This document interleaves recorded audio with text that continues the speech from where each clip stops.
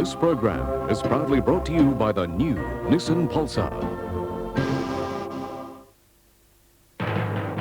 First in news, this is 10 Eyewitness News with Sandra Sully. Tonight, Paul Keating reveals his plans to relieve youth unemployment.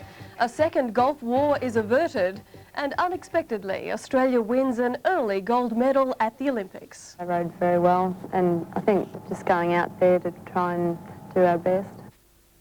A week after his National Jobs Summit, Prime Minister Paul Keating has unveiled the government's response to the youth unemployment crisis.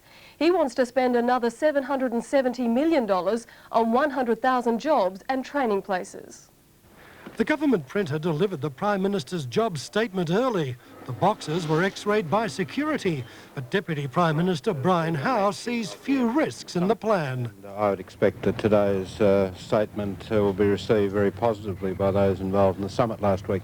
Mr Keating proposes to spend $767 million to provide 100,000 new jobs and training places in the next 12 months.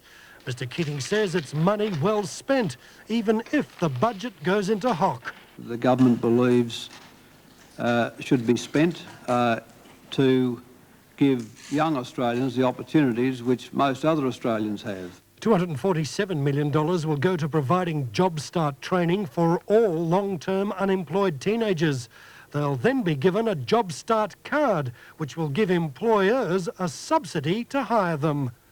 The government has reached agreement with the unions on training wage arrangements. There'll be a new Career Start Traineeship Award, as well as a new National Training Award.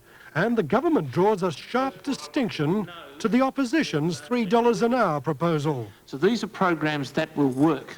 It's not some fly-by-night scheme. The government says a 16-year-old under Career Start with a Sydney retailer would receive a subsidised training wage of $125 a week, rising to $144. A 17-year-old Melbourne Career Start clerk would receive $160.70 a week, rising to $216.30. There are 17 initiatives in the Youth Jobs Statement. Many amount to the government paying employers to take on young people. Even though Mr Keating's looking for a quick fix, it could be months before his prescription begins working on the patient. The latest Morgan Gallup poll shows 74% of Australians see unemployment as the #1 issue. Oh yes, there's no question that today's proposals and announcements are positive. That's not the sort of comment that business representatives usually make about a Labor government, especially one that brought us the recession. But the goodwill flowing from Paul Keating's Jobs Summit last week hasn't stopped.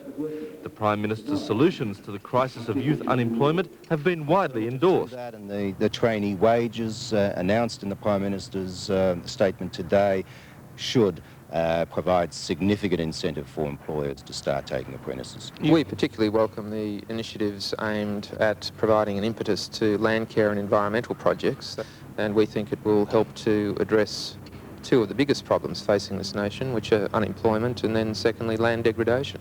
Social welfare organisations say that young people should now have much more hope of training followed by jobs, and describe the package as generous. And we particularly applaud the emphasis on the most disadvantaged long-term unemployed young people. And Australia's unions say they will do their best to ensure that the 96,000 training and job opportunities are taken up. I think that is a very, very ambitious target, one which should be met, and I think the government has done a tremendous amount. Paul Smith, 10 Eyewitness News. It's believed the Malaysian prince who abducted his 2 children from Australia smuggled them out of the country in a motor launch.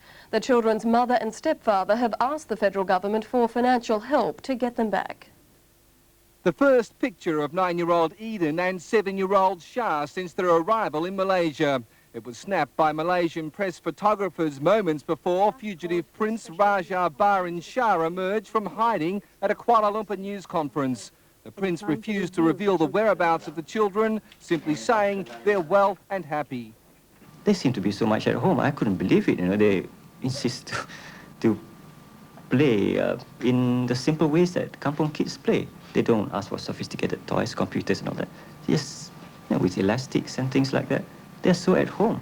Jackie Gillespie collapsed after being told the children are in Malaysia. It was left to husband Ian to express her desperation. She would like everyone in Australia who's listening to me now or has seen our story to think of any way they possibly can to support us in the fight that we're going to have our children returned.